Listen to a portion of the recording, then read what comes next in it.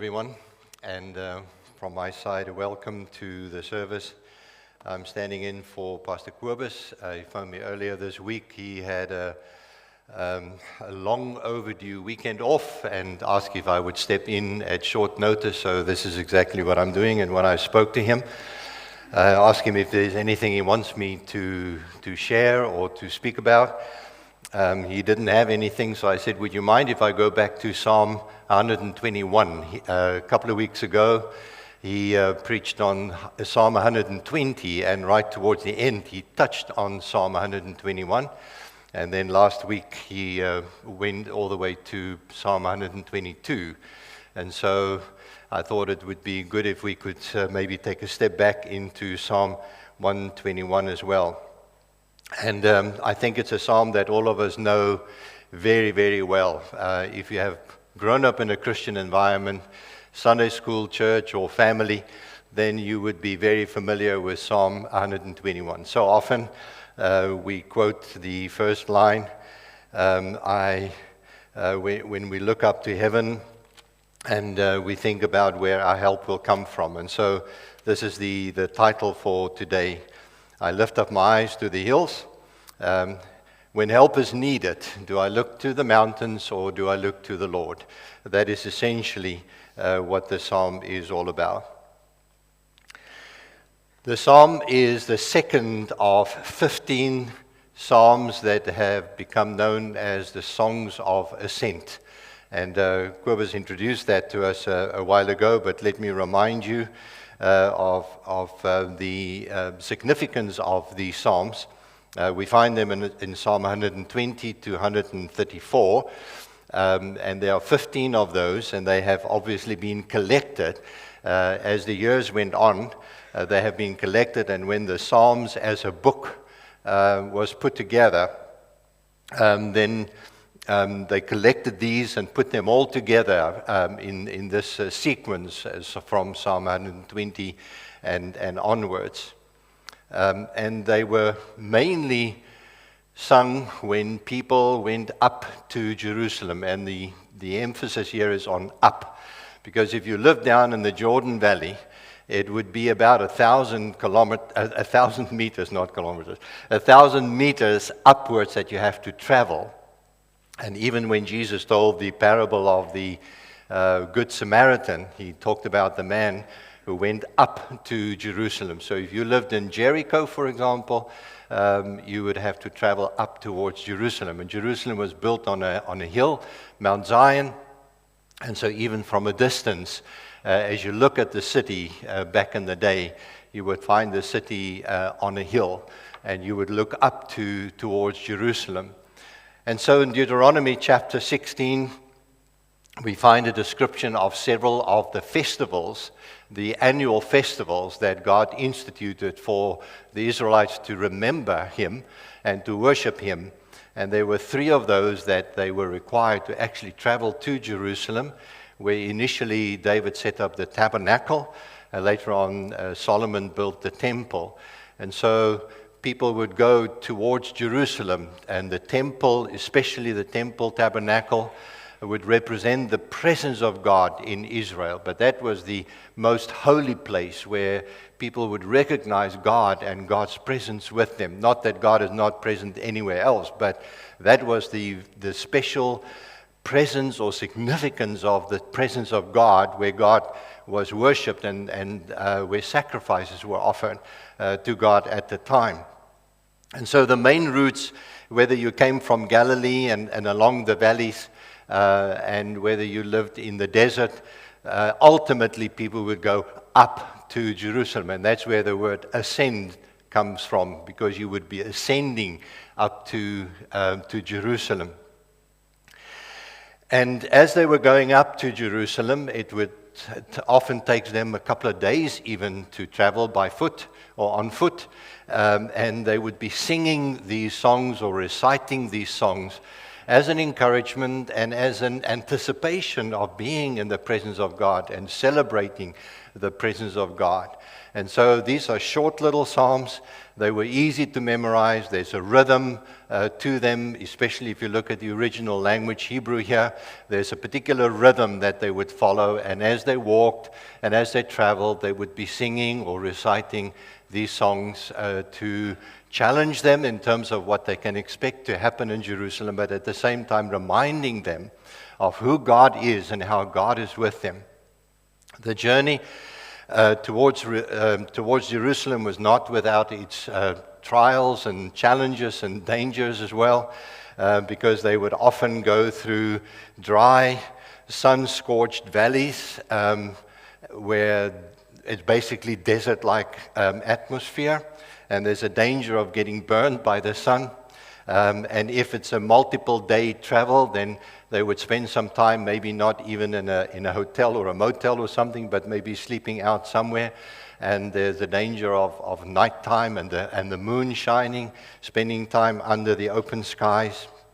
And as they travel, they would be exposed ridges with bandits lurking in rocky passes where they would basically jump upon some of these people and rob them and so on. And literally the parable that Jesus told about the man who went up from Jericho to Jerusalem is a typical picture or illustration, an example of what could happen on the road where people can be robbed. So they were very aware of the dangers of the sun, the danger of nighttime and the moon, the dangers of robbers who could jump on them, and so forth. And these psalms helped them, encourage them as they sang, as they were nervous sometimes maybe, but also creating, as I said, an anticipation of ultimately coming around that final corner and seeing the skyline of Jerusalem, and they have arrived at their destination, and for the next while, for the next week or 10 days or so,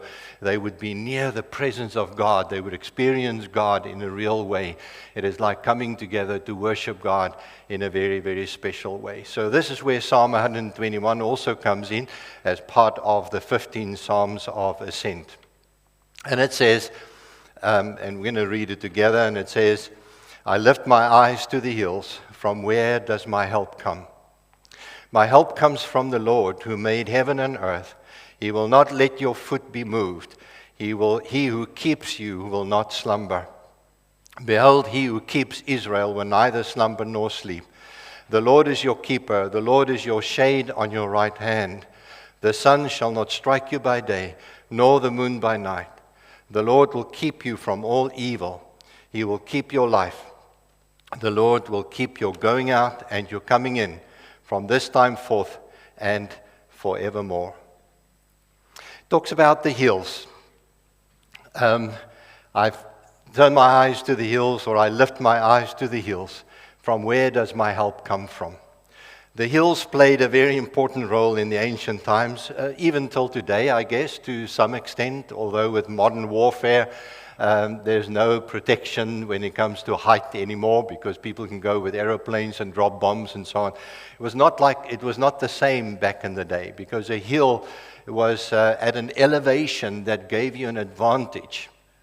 And therefore, it is a high place where, for the most part, you would have been able to see further, and if there's a danger of an enemy attack, you would be able to be warned much earlier. It also made it more difficult for the enemy to actually ascend up to the place where the stronghold is built. And at the same time, when there is perhaps a flood or something, a higher elevation is obviously a safer place to be. And for this reason, most of the defensive structures and cities and forts and castles were built on high places. And even today, as you go through Europe and you see some of the old castles and forts and places built, you would see most of them are built high up on a mountain or a hill, mainly for safety and for protection and so forth. And so when the question is asked here, I lift my eyes to the hills. It really means, do I look up to the hills where the forts and the castles and the cities are built for my help? Is that where my help comes from? And the rest of the psalm, verses 2 to 8, actually answer the question very directly, unequivocally pointing to the fact that our help is actually not seated in the thrones and the castles and the cities and the forts and the military structures that were available at the time. But really we need to look beyond the hill. We need to look further up, higher up, and that is to look to God, because ultimately it is God who will be able to save us from any danger that may pose a threat to us. Psalm 121 therefore affirms one single truth. When we are in trouble or when we face difficulties, we need to look to God as our helper. God is our helper, and we need to look to Him for our help. So we find, as we look especially at verses 2 to 8 today, we find a description here of God, of God's character, who God is, and how God is able to help us, and why we can trust Him. And it poses us with both a challenge to put our trust in God, but also it's a major encouragement to us to know, if you're a Christian, if you're a servant of God, if you're a child of God, you know for sure that God is there to help you. And so we'll unpack this a little bit as we look at some of the characteristics of God here. The first I want to highlight is the fact that the name of God is mentioned here as Yahweh. It is the Hebrew word that is based on the way that God revealed Himself to Moses in Exodus chapter 3, when Moses said, "But if you send me to the Israelites, what will I tell them? Who are you? What is your name? What name do I tell them? Who is the one who sent me?" Because there were gods all over the place. There are plenty, multiple gods in Egypt. And obviously the Israelites were very aware of all these different gods in Egypt and everywhere around the world. But who are you? What do I tell them? And God said, "I am who I am." And the Hebrew word there is related to the word Yahweh. And so He said, tell them Yahweh. And in this particular psalm, it is repeated 5 times. And the other times in the rest of this, it is assumed that this is the God who is mentioned here by the psalm in this wonderful song or psalm or poem that has been composed. And this is the holy and the unique name of God. There are plenty of other names that are used for God in the Old Testament. Among others, Elohim, which is the normal name for God or gods anywhere else. The other one is Adonai, which is also translated in our Bible as Lord. But if you look in most of the modern translations or English translations, you will find the L-O-R-D spelled with capital letters, and that is always a translation of Yahweh. If it's spelled with a capital L and small letters, L-O-R-D, then it refers to Adonai. Adonai means master or God or something similar, and it can be used for anybody else as well. It can be used as Mr. or Sir. But Yahweh is never, ever, ever used for anyone or anybody else than God Himself. And so this psalm very clearly refers to the God of Israel, the God who revealed Himself when He created the universe, the God who called Abraham as His child and through Abraham created a nation through whom God ultimately would bring the Messiah into the world. So this is the God that is referred to here. He is the unique God, the God of Israel, but the God of us as Christians as well today, if we know and serve Him as our Lord and Savior. So God is the one who created humanity, and so as the psalm goes on, it talks more about the nature of God. And there's several things that the psalm mentions here that really is a great encouragement for us as we are then challenged to look at these characteristics of God and then remind ourselves that we need to trust Him because of who He is, because of the nature of God. Not only His name, but He is also the creator.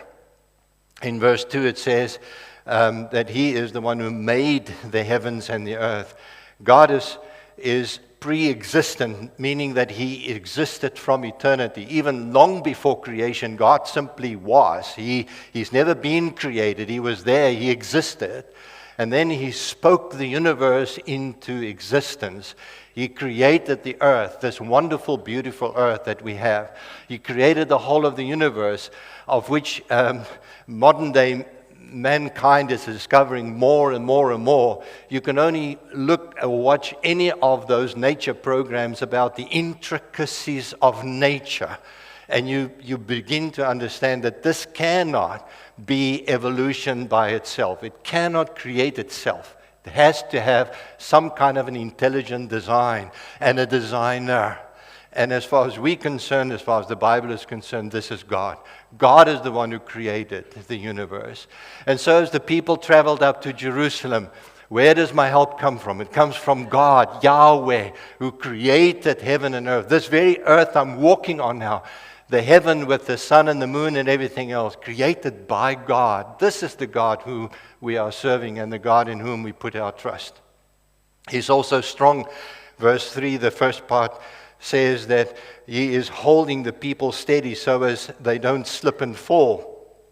God is the steady comfort and support that we all need when we go through a rough time. And when they were traveling up to Jerusalem, there were treacherous places where they probably could slip and fall, going up a hill or treading on stones or rocks or whatever. It could be a loose stone, but here is God, and the picture is very clear. God is the one who keeps us steady as we travel through this life, as we go through dangers and difficulties and face the different challenges of life.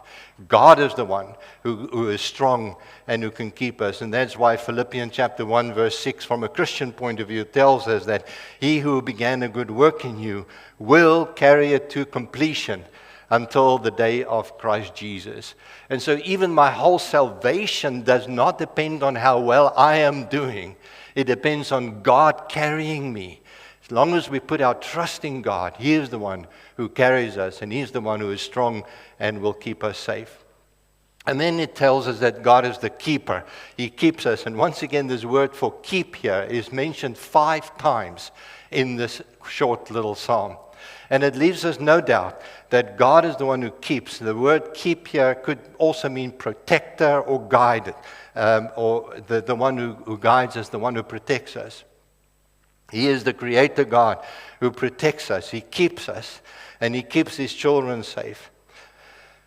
And there is no doubt that the psalmist saw God somehow as the one who keeps him and who keeps us as we travel, as we journey through life, and as we go up to Jerusalem where we will see Him, meet Him, and spend time in His presence.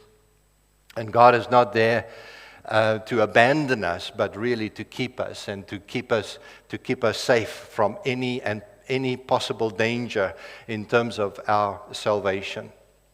It also says that God is reliable.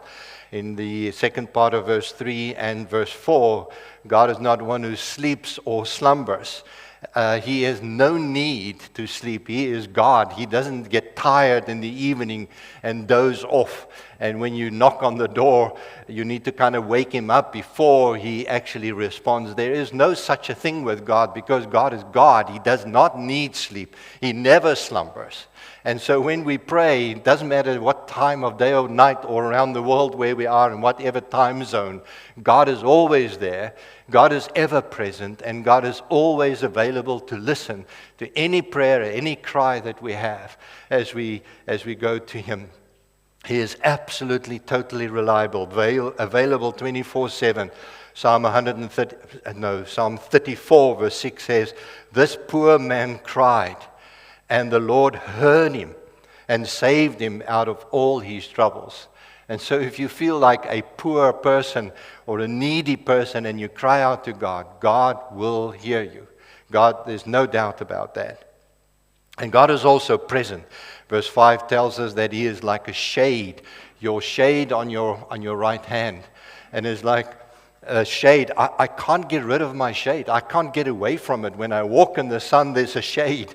When there's a light shining on me, there's a shade. I can't step out. I can't jump away from it. Like children often, when they first discover that they have a shade, they're sometimes afraid of it because it's so close to you. It's so part of you. And so is God. God is the shadow, like a shadow, your shadow, there when you need Him. Always there. You can't get rid of Him. You can't get away from Him. You can't hide from Him. He's always present. Psalm 46 verse 1 reminds us that God is our refuge and strength, an ever-present help in times of trouble. An ever-present help. It's like your shadow. He's always there. But God is the protector. Verses 6 and 7. And that's the little issue about sunstroke and moonstroke, and protects you when you go in and when you come in and when you go out. He is there to assist you, to protect you, to guide you. The prophet Nahum in chapter 1, verse 7 expressed it so well when he says, "The Lord is good. He is a stronghold in the day of trouble. He knows those who take refuge in Him." And so again and again and again and again you will find in the Psalms that God is a fortress. He is a refuge. He's the strong tower. The name of the Lord is a strong tower. Tower meaning like a fortress built up so that we can find our protection in there. When we run into that tower, we find the protection of God because God's name, God's presence is there. And then God is also eternal. And this is the last verse of the psalm. It says, God is eternally existent and He will forever be with us. And so it is not just for now, but from this time forth and forevermore, God will protect me. He will keep me. You're going out, you're coming in from this time forth and forevermore. Isaiah chapter 40 verse 28 tells us that the Lord is the everlasting God, the creator of the ends of the earth. He will not grow tired or weary, and His understanding no one can fathom. So He doesn't need sleep, He doesn't get tired, He doesn't get weary. He's there constantly, 24/7, forever. Not just today, not just tomorrow, but this week, next year, into eternity. God is always going to be there. What a wonderful message. What a wonderful psalm. To encourage us, to support us, to tell us, this is the God whom you are serving. Then there is no other like Him. And so, the implications for us are many. We no longer have to go up to Jerusalem, with the emphasis on up. But once we become followers of Jesus, we start a journey to another up, and that is to our heavenly Jerusalem. Jerusalem that will be revealed ultimately. We as the people of God now belong to the people of God. God is creating a new Jerusalem that will come from heaven and settle on earth one day. And we are looking up and we're traveling up. We're ascending. And we can sing this song because we also have a song of ascent to sing because we're going up to our new Jerusalem, where the presence of God will be real forever and everywhere. God will be present. There's no longer need for the sun because God will be the light. And there will be no longer need for us to sin because God will keep us holy and in His presence forever. As we journey through life here on earth, we too face dangers. Now, I have to clarify this because you may have got the impression that if things go wrong with me now, then maybe something is wrong with me. No, it's not true. All of us face problems and difficulties. There are plenty of issues that we all face on a regular basis. And I don't even have to elaborate too much, but you can understand probably for many of us, and I'm in that category now, where aging is a threat. It's a danger. In my own life, because I don't know what will happen to me physically, health-wise, financially, and otherwise. Illness can strike in a moment. A stroke, a heart attack, or an accident. Anything can happen in a moment, in a flash. And there's a danger that I'm facing.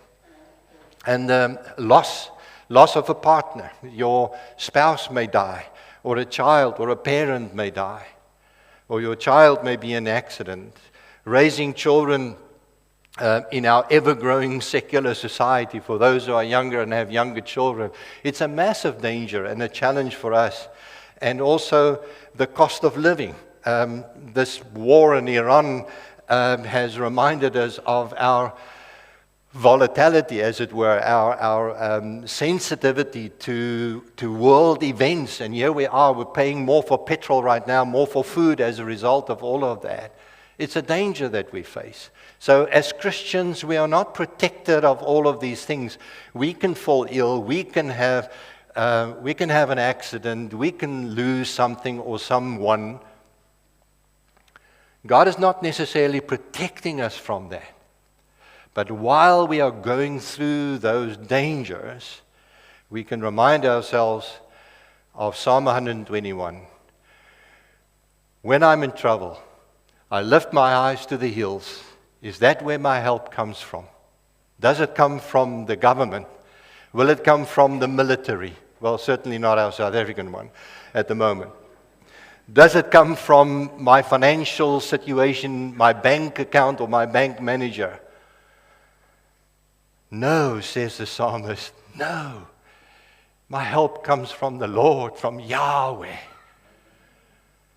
who made the heavens and the earth, who is ever present, who is able to do far more than I can even begin to imagine.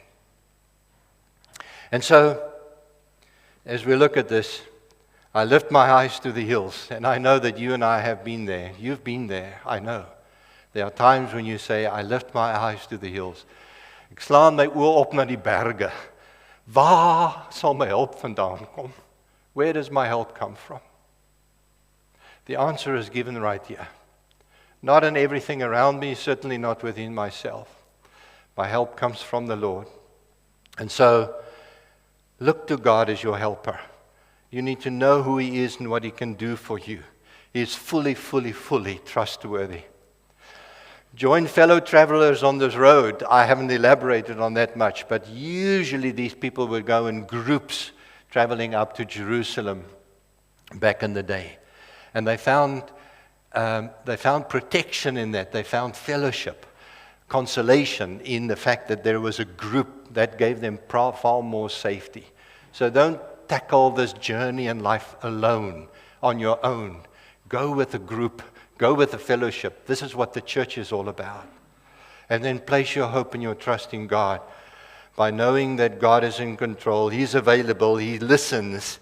He cares. He saves. Ultimately, He saves. In this life, we will have trouble, Jesus said, but be encouraged. I have overcome this world.